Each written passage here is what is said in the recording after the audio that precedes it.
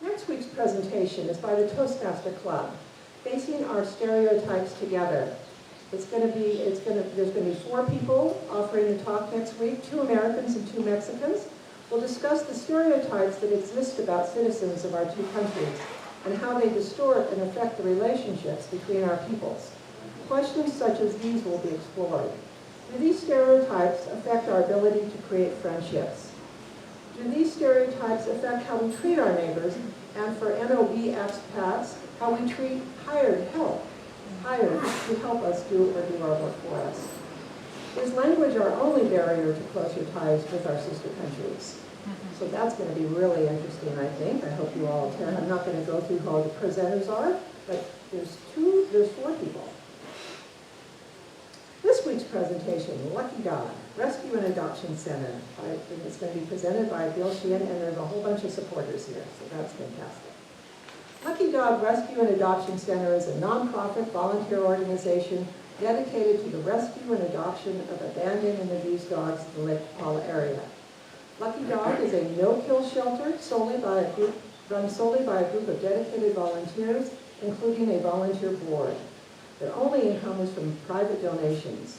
Services provided for the dogs include spay, neuter, emergency services, long-term recovery care, special foods and medicines, and of course the loving care from volunteers. Let's welcome Bill. Good morning. Welcome to all of you, and thank you to LCS for gathering this group of wonderful people together here. My name is Bill Sheehan, and I'm the president of Lucky Dog Rescue and Adoption, a registered nonprofit organization here at Lakeside, as Pat told you. So that title, president, is a relatively recent occurrence. But I did actually work my way up the ladder, so to speak.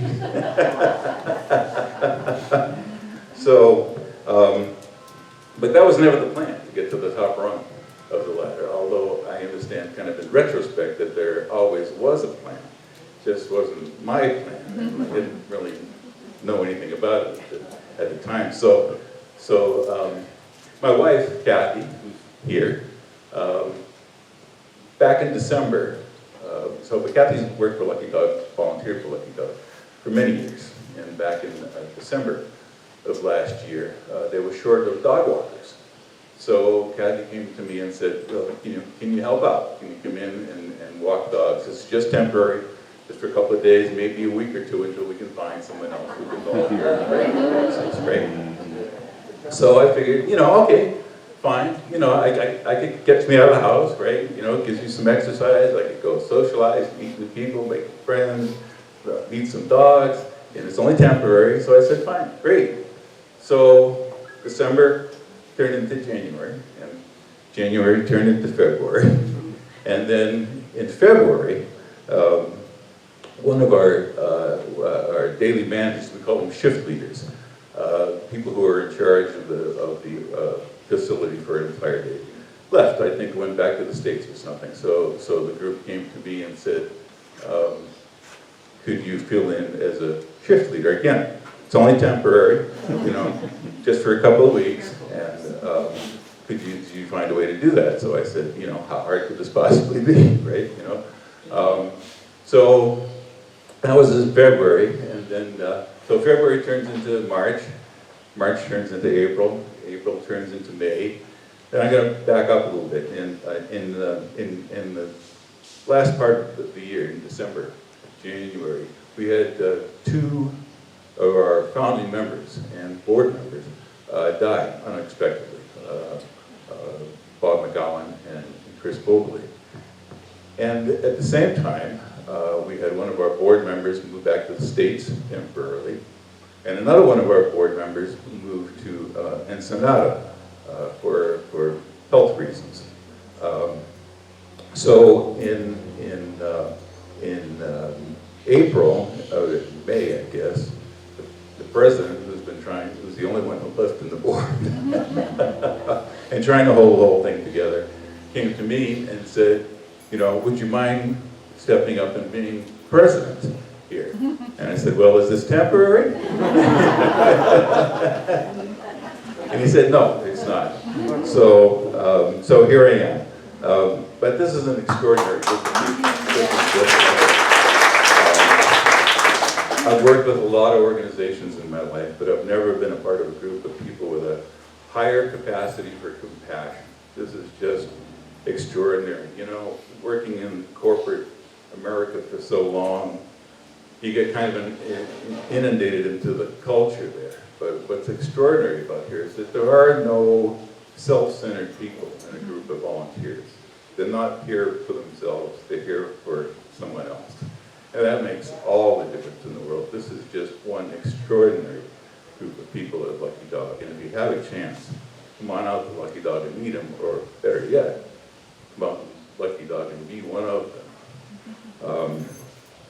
You know, the social part of here is just extraordinary. You meet these people and you build these friendships because you share the same thoughts, you share the same values.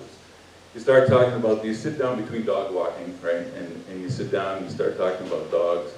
And you find yourself talking about Voltaire, or string theory, or your grandchildren, or that famous, that night train trip you took from Varanasi to Delhi, or, you know, the whole world opens up to you. You've got this extraordinary group of people from all walks of life.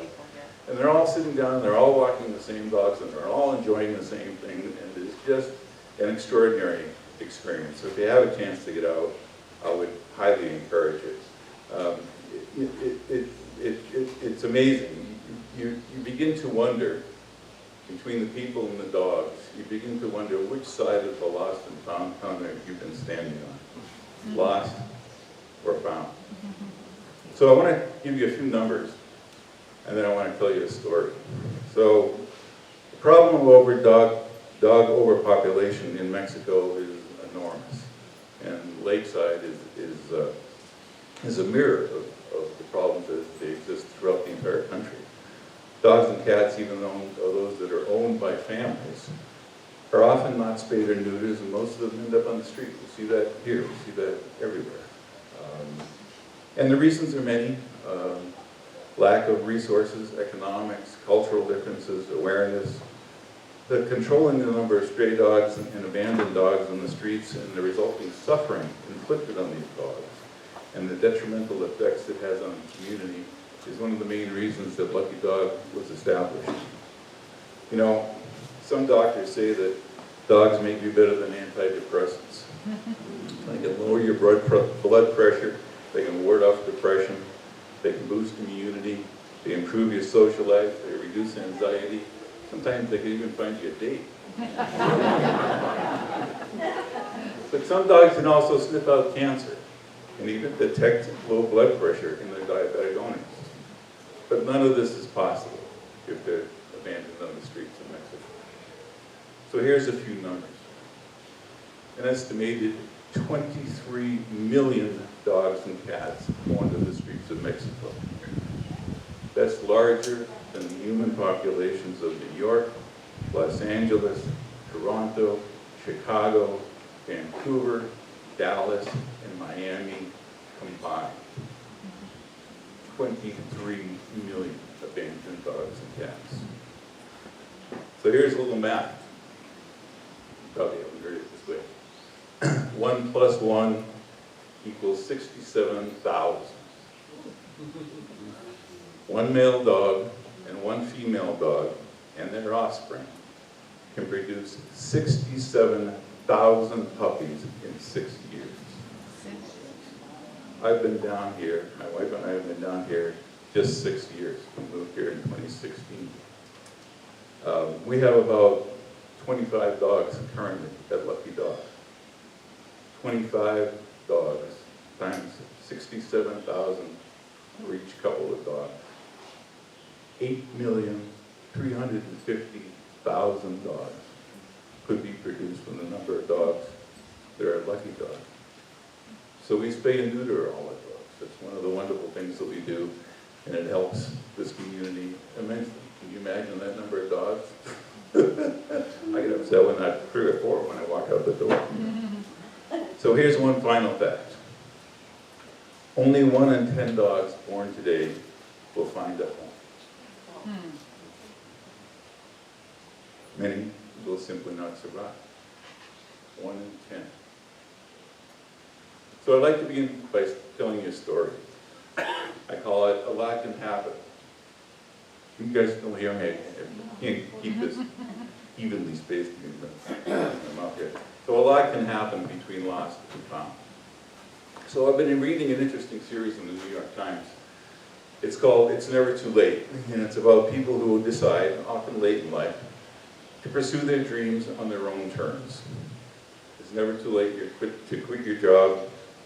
Excuse me, it's never too late to quit your job and become a stand-up comedian for one of them. It's never late to pick up your life and move to Italy. For the most recent one, it's never too late to learn the tango and fall in love.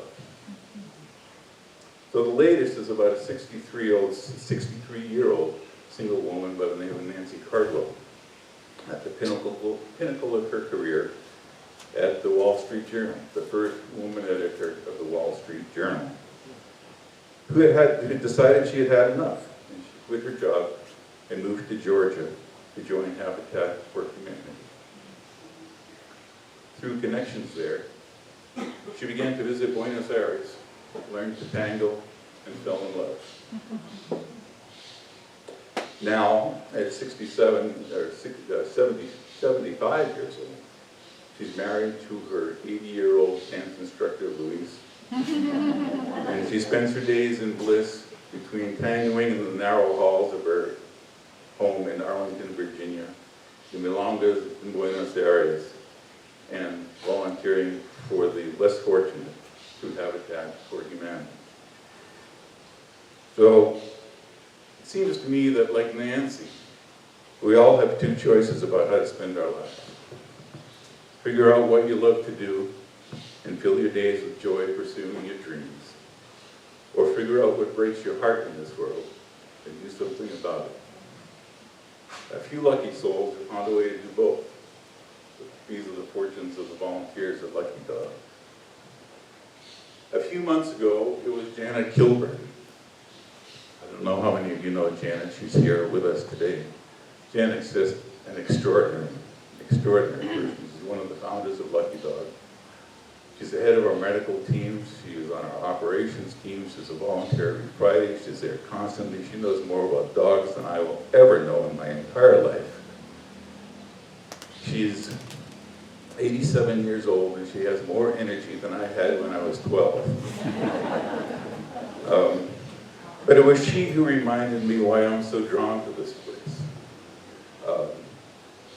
Urban Sketches, an international group of artists who gather once a week at a different location and then share their sketches with their counterparts around the world, had heard wonderful things about Lucky Dog and asked to come out to Lucky Dog to sketch.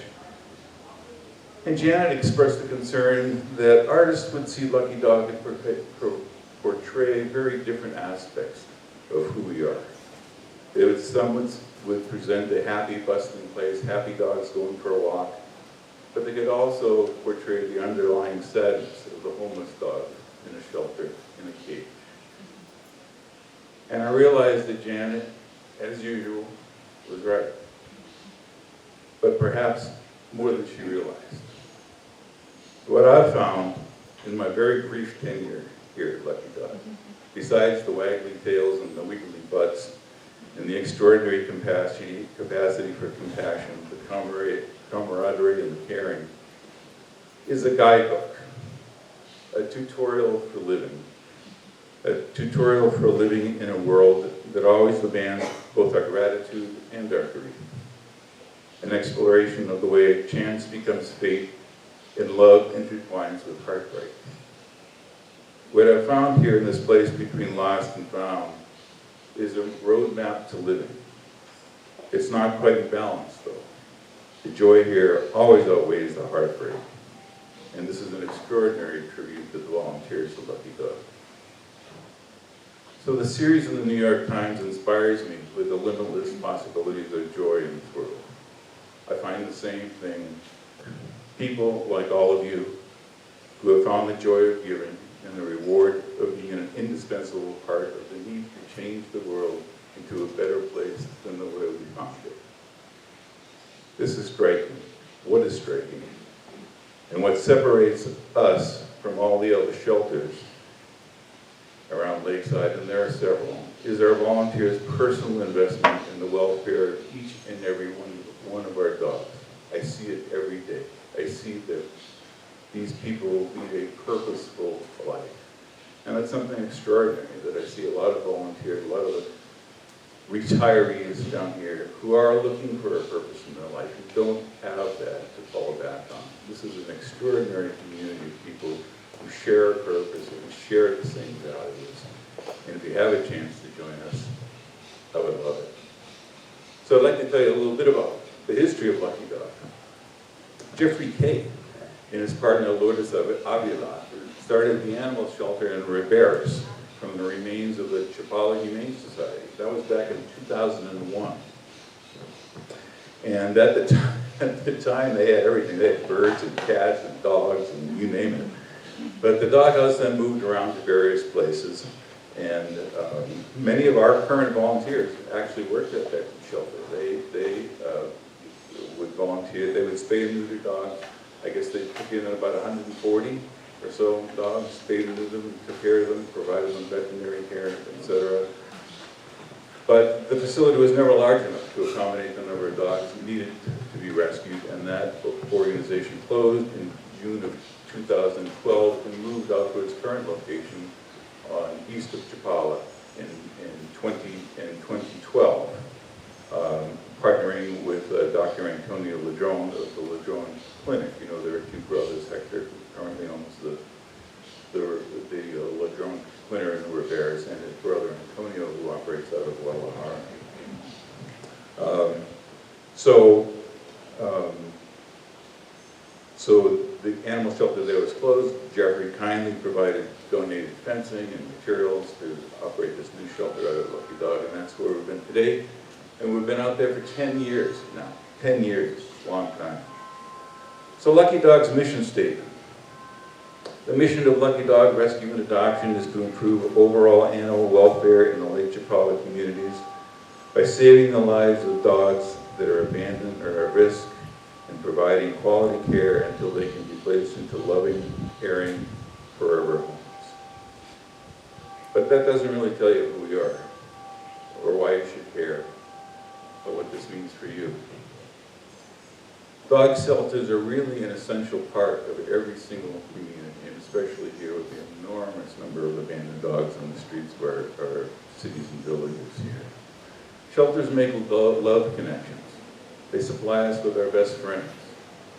And there are not too many places where you can go and walk out with a lifetime supply of unconditional love. Shelters do a great job of helping adopters find dogs that work for them, and that's one of the things we do at Lucky Dog. Come out to Lucky Dog, we'll talk to you, we'll understand what your needs are, what your priorities are, what your living conditions are, what your health is, all those issues that make a huge difference in terms of whether you want a dog, and what kind of a dog, and how old the dog should be, and all of those kinds of things. Shelters improve the overall health and well-being of not only the dogs, but also the communities in which they serve. We reduce the amount of disease that's out there being spread by dogs that becomes prevalent in the communities. The dogs are healthier, so we end up with overall a much healthier group of dogs than in a community that has no dog shelter. We're kind of the front line in terms of battling animal disease and diseases that can spread from animals to humans. Rabies. We've all heard stories recently about rabies. We vaccinate all of our dogs to keep them healthy and to keep you healthy. So if you want a dog, there are lots of concerns, and we can help you through this process. You know, how are you spending your retirement? If you want to adopt a dog, are you traveling a lot? Do you need daycare for the dog? Do you need help for the dog? Are you financially able to to incur the costs of boarding your dog and the house sitting costs. There's veterinary care, monthly flea and tick prevention, vaccinations, teeth cleaning, medications if they become sick. These are all concerns, or considerations if you're going to adopt a dog. Grooming, harnesses, dog beds, dog walkers. You need a dog walker. Are you physically able to walk your dog now? Are you physically able to walk your dog next week after you get hip problems, you get knee problems? We all get them as we get older. I can personally attest to that. We all have mobility issues. So what happens? Can you bend over and pick up a bag of dog food? There's considerations that I would never have considered unless I actually thought through the process. Do you have allergies? What kind of a dog do you want? If you have allergies, short-haired, non-shedder, all those kinds of things.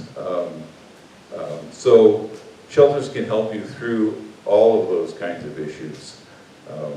Considerations. If you do own a dog, you need to have contingency plans in the event that you can't take care of the dog. And you ought to be having conversations with your friends and neighbors and your children. Are your children close by? Are they in the States? Are they in Canada? Are they somewhere else? Would they want to take your dog? How are they going to know if you fall ill or have an accident or become incapacitated in some way? You need to put together a plan that allows you to take care of your dog, just the same as you do for the rest of your family, right? They're all part of our family. So we've got there's some handouts here that you can pick up if you're interested later in the day. I have to put on my glasses to read it. You guys probably will too.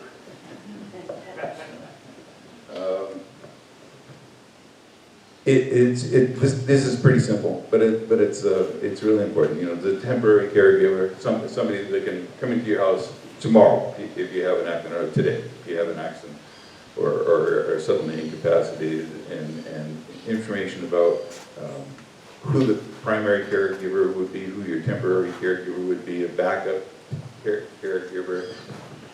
So the issue is not only fill out the form, but keep it in a place where somebody's going to find it if you're incapacitated, right? We've all seen the little things you have in your keychain that says, I have a dog at home. What a great idea, right? If you're incapacitated, if you're in a car accident or whatever, somebody knows to go to your house, find the dog, take care of the dog. What you need to do also is have the information in terms of how the dog needs to be cared for. Where's the dog food? Where's his bowl? How does he walk? Does he walk? How many times a day does he get out of the house? Put all that information together. One suggestion is to put it with your dog food. Put it with your dog bowl. Put it in, Cruzarella has these canisters that you put in your refrigerator with your important information on it. Put it there, but put it somewhere where people can find it. It's like everything in life. We don't want to think about those things. We don't want to think about what happens in an emergency or what happens if we become incapacitated. But these guys, as you all know, if any of you are dog owners, we can't live without a dog. I mean, something happening to our dogs is the same thing as something happening to our children, right? So we want to make sure that we care for them. There's another form up here that you can pick up called Emergency Pet Care Form. And this has everything that you would want to have. This is the form that you would want to keep in your jar, in your canister, in your refrigerator, or wherever it is that you keep it. It's got the pet's name, gender, history of vaccinations, medications. Our dogs are probably as many medications as the rest of us are, right? When they get feed, where do they sleep at night? Is the pet house broken? Where do they go at night? Everything you would possibly need to ensure that your dogs have a good life, as good a life after you're gone as they have currently while you're here.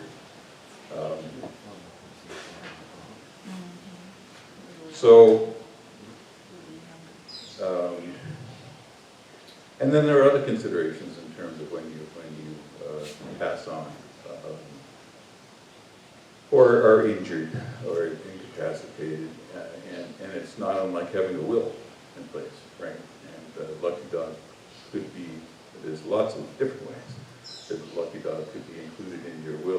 so choose.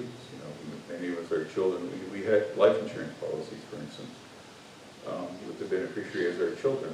Children are growing up, they're successful, they don't no longer need that security in their life, and that could become an endowment of the bequest to lucky dog. There's all kinds of ways, life insurance policies, deeding a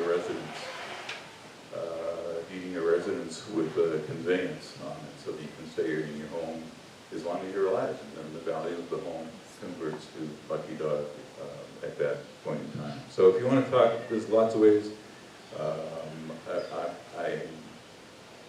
I can't talk about donations here at this meeting here, but if you want to talk about it, I'd love to have a conversation when you come on back to the meeting. We can talk about the various ways, and there are many. Withdrawal from your IRA at the beginning of 70.5 years. There's lots of things here. So what sets Lucky Dog apart from other shelters? We're a limited shelter. We don't take in every dog. We are staffed entirely by volunteers. We don't have the capacity to take in aggressive dogs. We don't have the capacity to take in 100-pound dogs, although I can name a few. But we're volunteered by retirees, right? It's us. It's, you know, as much as I hate to refer to myself as the elderly, I'm beginning to wake up to that realization. So a 100-pound dog would drag me across the floor. It's not safe for any of us to be faced with walking a dog that's 100 pounds or aggressive or has some other issues, or they see a cat or a squirrel and take off after it, right? So we make some choices here. We don't take in every dog. There are other shelters who will take in other dogs. That's not us. We have a maximum capacity of about 25 dogs. We have a total of about 60 volunteers, not here all year long. Many of them go back to Canada, come in when they can, but it's a dedicated group of people. And we also have we have 2 employees, full-time employees, who are one of whom resides at our shelter. So the dogs at our shelter have care 24 hours a day. So we have separate night kennels from our play yards. The dogs get introduced to their night kennels every late in the afternoon. They're secure. They have a house in them. They have blankets in them. They're nice and warm and toasty and wonderful. We spend the night there secure. They get fed every night. They get attention from our volunteers. And during the day, they come out of the night kennels, and we have large play yards with grass, and we combine as many dogs as we can so they can play together and romp together. Each dog gets a walk every day. They get a walk from this fabulous group of volunteers. We have trees. We just cut down, trim some of the trees so we have some much more sunlight here. We have a large sheep field behind. Some of the dogs love it. Some of the dogs just, you can imagine. It's quite an entertaining afternoon to just watch them. We have an isolation yard that we put all of our dogs in when they first come to the shelter, and that's to prevent spread of contagion. When the new dog arrives at the shelter, we don't always have, we put them through a full regimen with our veterinarian who we have on site, but we don't want diseases communicated from one dog to another, so we put our dogs in an isolation unit for 10 days or more until we're sure that they're healthy, and we introduce them to the rest of our population. We're just trying to protect our population. But let me tell you what really separates us from the other guys, and it's stories like this. I want to tell you about Willa. Willa was left outside the Lucky Dog on September 2nd. Broken right leg, broken left hip. Her leg was tied with a branch as a makeshift splint. She's a sweetheart, little thing, skinny, barely 10 kilograms, hit by a car more than 2 weeks prior. So our vet, told us all about the pain and the difficulties of surgery and recovery, but that she could save this dog. So he said, do it. I want to read you an update posted on Instagram by Daryl Pinker, who's also here. Daryl and his partner Mike were gracious enough to take in Willa and help her through her surgery and recovery. I want to read one posting that Daryl made on Instagram. Lucky Dog Chapala, Tuesday, September 6th. Update on Willa. She's had 2 surgeries since Friday. Her blood pressure was too high after the first surgery due to dehydration. So the doctor waited 48 hours for her blood pressure to normalize before the second surgery, which was over 4 hours in length. Her left front leg had a titanium plate placed due to the type of fracture. She'll be able to stand in 15 days. Her right rear femur fracture was in multiple pieces due to the type of fracture and was 2 to 3 weeks older than the front fracture. She had pins placed to hold the bone together and to hopefully prevent future breaks. She will be reassessed in a week. She is on antibiotics, anti-inflammatory, pain medication, and a high protein diet to help her gain weight. She will be in repose, no activity, for a month. Doctor's orders are for her to rest, relax, and gain weight, maybe watch some TV, use a sweet sling, and wags her tail when we engage her in conversations. Lucky Dog would like to thank everyone who donated and shared Willa's story via Facebook. The response was overwhelming. Again, thank you all so much. We will keep you updated on our Facebook, Instagram, and on our Lucky Dog website. That's the kind of care that we give to our charges at Lucky Dog. It's just extraordinary. And it's people like Daryl and his partners who are willing to take in dogs like Willa, interrupt their own lives, to take care of these dogs. Any update, Daryl, on Willa's recovery? She gets the stabilization bar moved next week, and then just sutures, and will be as normal as possible in a week. Congratulations and thank you. She'll be a foster fail.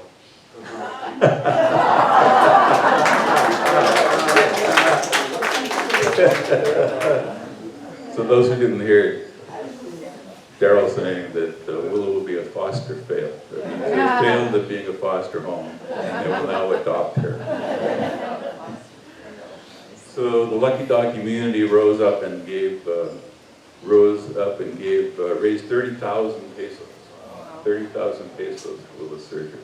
Probably cost more than that, but that's the kind of community we have. I'm being told to hurry up here. So at Lucky Dog, we have a new beginning here. We got a new board of directors. We have a new charting a course to take us into another decade at our current location. We have a new wonderful veterinarian team we brought on board, on site, Dr. Laura and Dr. Alma, who are at Lucky Dog 1 day a week. We built a clinic for them. They can do surgeries, they can do pet care, they do appointments on site. And they've brought to us a new global perspective on healthcare, a holistic approach to healthcare, focusing on wellness and preventive care, with a particular focus on our youngest of puppies, and a determination to give them the care and the opportunity to live a long and healthy life. So we have new protocols and a newly expanded medical team, training for our leadership to better understand early signs of potential issues. We built new play yards, we built new night kennels, we've trimmed trees, allowing more light. We've hired a second employee at our organization to help maintaining in our facility, and we're now building new isolation yards and redoing our drainage system. But all this comes at a cost. So I can't talk about donations here. Again, I'm not talking about it, am I? But you know it needs to be done. So I want to talk briefly about adoptions here. There's lots of ways that you guys can help. Adoptions, that's why we're here, right? So last year, we adopted about 120, had about 125 intakes and 103 adoptions. This year, so far, year to date, although we're not finished yet, we've had 80 intakes and 67 adoptions with a couple more months to go. But the good news is we had 4 adoptions just this week. One to Montreal, one to Vancouver Island, one to Seattle, and one to Toronto.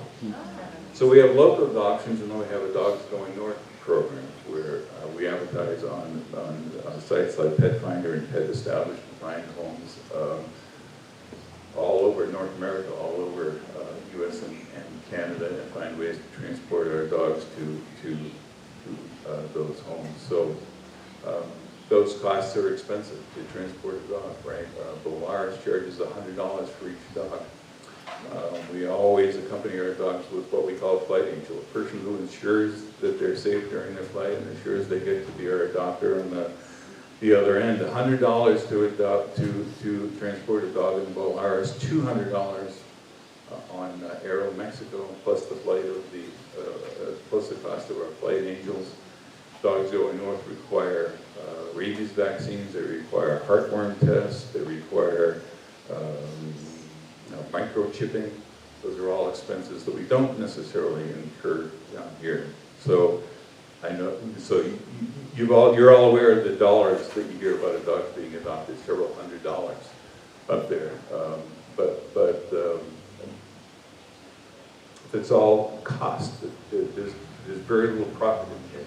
None of us are motivated by profitability here at Lucky Dogs. We all do this because we care so much for the dogs. Sponsorship is another way that you can help us here. One of the most frequent questions we get is, how can I make a difference? Well, if you don't have room for a dog in your home, there are other ways to help care for the dogs and to build a better community here. For our dogs, Trips Burgers, I gotta give some credit to Trips Burgers. Trips Burgers is sponsoring sponsoring Bentley. Bentley's picture's not there, but Bentley was just adopted, and now he's sponsoring Frida here.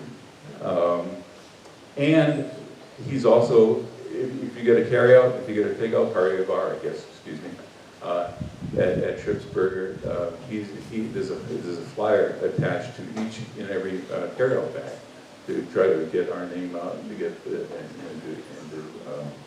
let people know that they can adopt a dog.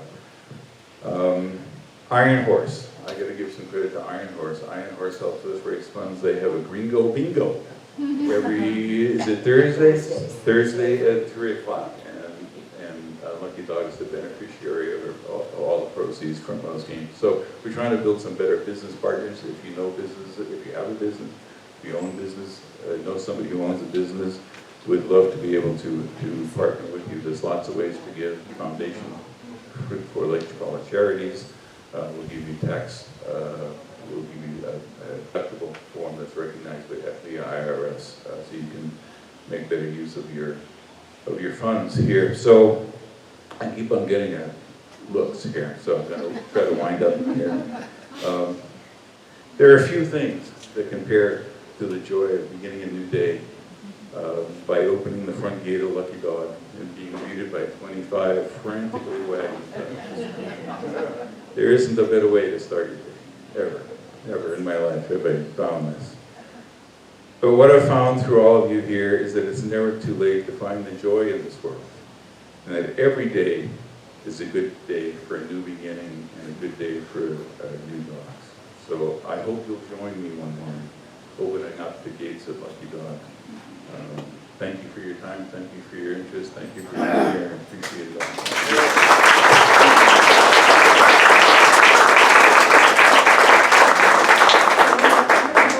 I'm going to call if anybody wants to ask you a question. If you can belt it out, do so, otherwise I'll come to you. Where is it located? Where is it located? So we are located right on Lake Chapala, just east of Chapala. It's about, what would you say, 4 kilometers east of Chapala on the road leading to Mescala. So we typically, we have a sandwich, so we're open from 9:30 to 2 every day of the week. And there's a sandwich sign right on the highway to kind of help you find us. So About 15 minutes. 15 minutes from Mahihi. So not too far, very close. Maybe at midnight now. I think it's about an hour and a half. Yes. How do you find your dogs? Do people deliver them to you, or you pick them up off the What do you street? think what she's asking? No, okay, so the question is, how do we find our dogs? Do we pick them up, or do people bring them in? It's really a combination of all those things. You know, as I mentioned, Willow was found dumped right out in front of Lucky Dog. That happens too often. People actually have thrown dogs over the fence. This is a 6-foot-high fence. They throw the dogs out. We found them in boxes. Some people bring them to us. Some of them we find. Some of them, you know, will show up. We have 3 dogs now. But we're at capacity. We don't have any more space currently at the shelter. We're completely full. But there are 3 dogs who keep coming by every day. So we every day, several times a day, we go out and we feed them, we give them water, we do what we can for them. But the need is just enormous, and the resources are very few. Yes. So I want to mention, there's a flyer up here. We're having a fundraiser October 30th. It's a Sunday at the Iron Horse. And it should be a lot of fun. Bring your dog, dress them up. You can dress up with your dog. There'll be different categories that you can win a prize in. Or just come and have fun, because it'll be cute. There'll be all different kinds of dogs dressed up. So, and some of the lucky dogs will be there that you can adopt, should you be compelled to do so while you're there. But anyway, it should be a fun event at any rate. And the flyers are right there. What time? 3 to 6. Anybody else? Yes. Well, how many dog organizations do we have here in the Chippewa area? The question Whether is, it's how 3 or many 4. organizations, dog organizations, do we have here at Chippewa? There's 3, but we keep on getting fewer and fewer. Okay, so you know, there was an organization called SOS that was sponsored by the municipality out west, and there we ran into some issues, you know, which is one of the reasons that we left Rivera's, right? People don't like the noise from the barking dogs, you know, so they're out in the community, and the neighbors complained, and there were some other issues in the city. If you listen to one side of the story, the city reneged on some of their agreements, et cetera. So SOS, who had, I've forgotten now, close to 100 dogs, had to close. The city decided to build them another shelter, but the shelter was completely inadequate. And so all of the shelters try to work together, right? And the Ranch is another organization here, and Stray Dogs of Mexico, which was based in Ixtlahuacan, tried to take as many dogs from SOS as they possibly could to accommodate them.